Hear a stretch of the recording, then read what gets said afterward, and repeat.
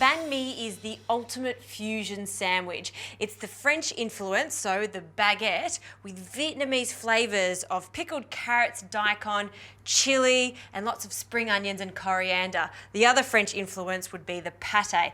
This is a fantastic sandwich when you want a quick on-the-go banh mi using some bacon. Now, I love triple smoked pan-sized bacon because you get the best of both worlds. You get a middle rasher with a shorter end tail. It's got a lovely amount of fat to meat ratio, so it's perfect for a crispy bacon banh mi sandwich.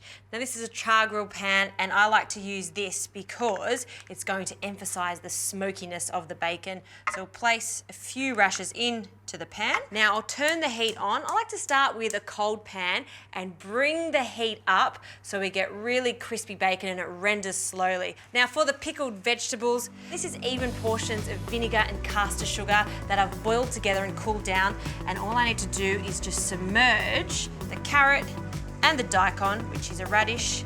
So now all we have to do is wait for this bacon to cook, a few minutes on each side until it's really crispy, and then you can pop the sandwich together.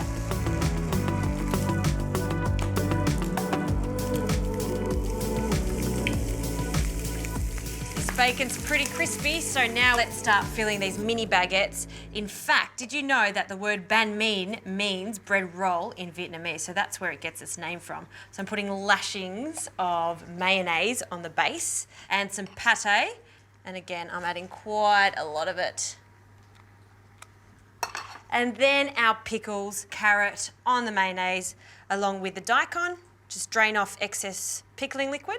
For some greens, good old spring onions, I'm leaving it whole. We'll add 2 of those to our banh mi.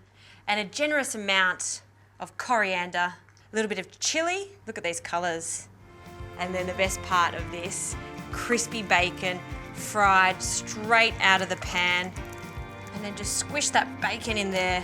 Look at those colours. That is one serious, vibrant sandwich. That is a thing of beauty right there.